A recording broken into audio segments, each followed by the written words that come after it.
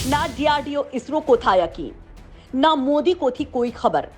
भारत को मिला वो अकूत खजाना जिसके दम पर चीन बना महाशक्ति। अब जम्मू कश्मीर के बाद छत्तीसगढ़ में मिले लिथियम के अकूत भंडार। लिथियम के बाद ओडिशा की धरती ने उगला सोना ही सोना। भारत की खोजी टीम के उड़ गए होश, एक साथ 9 जगह सोने के भंडार। दोस्तों, लिथियम के बाद भारत की धरती से लगातार बहुमूल्य खनिज निकल रहे हैं। पहले जम्मू कश्मीर और छत्तीसगढ़ में ढेर सारा लिथियम मिला और उसके बाद राजस्थान में कीमती खनिजों की खोज हुई। दोस्तों, अब जो खबर हम आपको सुनाने वाले हैं, यकीन मानिए उसे सुनकर तो आपके होश ही उड़ जाएंगे और ये जरूर कहेंगे कि फिलहाल भारत को सुपर पावर बनाने के लिए पूरी कायनात जोर लगा रही है, क्योंकि लिथियम के बाद भारत में सोने के भंडार मिले हैं। जी हाँ दोस्तों, इस बार ओडिशा की धरती ने सोना उगला है और 1-2 जगह नहीं बल्कि 9 जगहों पर अलग अलग सोने की खदानें मिली हैं। फिलहाल लगातार खोज चल रही है और गोल्ड की मात्रा बढ़ भी सकती है। चलिए आपको पूरी खबर बताते हैं और ये भी बताते हैं कि इन खजानों से देश को कितना फायदा पहुंचने वाला है।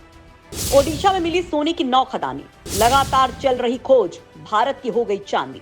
दोस्तों, पिछले दिनों भारत के जम्मू कश्मीर में एक बड़े लिथियम भंडार की खोज हुई। भारतीय भूवैज्ञानिक सर्वेक्षण ने पहली बार रियासी जिले के सलाल हैमाना क्षेत्र में 59 लाख टन का भंडार प्राप्त किया था। 1 टन लिथियम की भारतीय रुपए में कीमत 57.36 लाख रुपए होती है।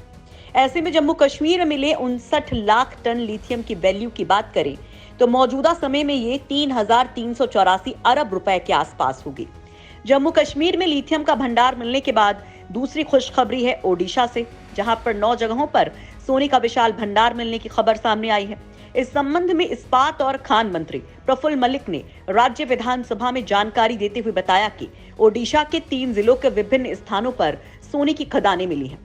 भारतीय भूवैज्ञानिक सर्वेक्षण और ओडिशा के भू विज्ञान निदेशालय ने अपने सर्वे में ये संकेत दिए हैं कि ओडिशा के देवगढ़, क्योंझर और मयूरभंज में सोने के भंडार होने की प्रबल संभावना है।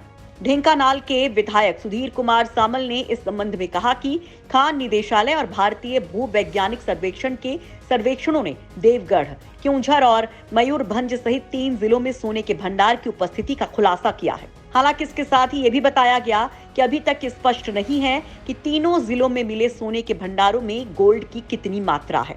अरुणाचल में मिल सकता है अकूत खजाना। अरुणाचल प्रदेश के पास चीन को मिले सोने के संकेत। दोस्तों, इतना ही नहीं, भारत अब अरुणाचल प्रदेश में सोने की खोज करने वाला है और बताया जा रहा है कि अरुणाचल प्रदेश में एशिया की सबसे बड़ी सोने की खदानें मिल सकती। दोस्तों, आपको बता दें कि अरुणाचल प्रदेश के पास चीन को यहाँ पर सोने के संकेत मिल चुके हैं। चीन को भारत के अरुणाचल सीमा के पास लुंजे काउंटी में करीब 60 अरब डॉलर का सोना, चांदी और रेयर अर्थ जैसे अन्य बहुमूल्य खनिज मिले हैं। चीन अब हुमायूं सोने की खदान का उत्खनन कर रहा है। चीन ने इस उत्खनन के काम को डोकलाम विवाद के बाद और तेज कर दिया है। चीन ने इस सोने को निकालने के लिए बड़े पैमाने पर आधारभूत ढांचे को बनाया है और चीनी सेना की तैनाती की है। चीन इसके जरिए तिब्बत पर अपनी संप्रभुता के दावे को और ज्यादा मजबूत करने की कोशिश कर रहा है। चीन के राष्ट्रपति शी जिनपिंग ने अरुणाचल से सटे इलाके में हान मूल के लोगों को बसाना शुरू कर दिया है। चीन ने दावा किया है कि भारतीय सीमा से मात्र 15 किलोमीटर की दूरी पर सोने की खदान का विकास करना उसका संप्रभु हथियार है। दोस्तों, इस खजाने को हासिल करने के लिए भारत भी प्रयास कर रहा है और इसके लिए भारत, इजराइल और जापान की मदद ले रहा है। लिथियम भंडार वाला तीसरा बड़ा देश बनेगा भारत। खजाने से बदल जाएगी भारत की तकदीर। दोस्तों, पश्चिम से लेकर दक्षिण तक दुनिया के तमाम देश अब धीरे धीरे अपने ट्रांसपोर्टेशन को ई व्हीकल की तरफ शिफ्ट कर रहे हैं। ऐसे में भारत के जम्मू कश्मीर में लिथियम के भंडार का मिलना किसी जैकपॉट लगने से कम नहीं है।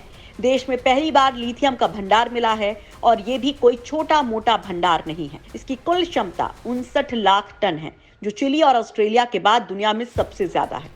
इस खोज के बाद भारत लिथियम कैपेसिटी के मामले में तीसरे नंबर पर आ गया है। लिथियम एक ऐसा नॉन फेरस मेटल है जिसका इस्तेमाल मोबाइल, लैपटॉप, इलेक्ट्रिक व्हीकल समेत कई आइटम्स के लिए चार्जेबल बैटरी बनाने में किया जाता है।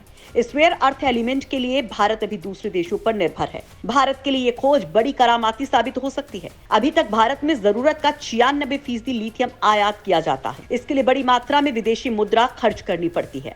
भारत ने वित्त वर्ष 2020-21 में लिथियम आयन बैटरी के आयात पर 8,984 करोड़ रुपए खर्च किए थे। इसके अगले साल यानी कि 2021-22 में भारत ने 13,838 करोड़ रुपए की लिथियम आयन बैटरी इंपोर्ट की थी।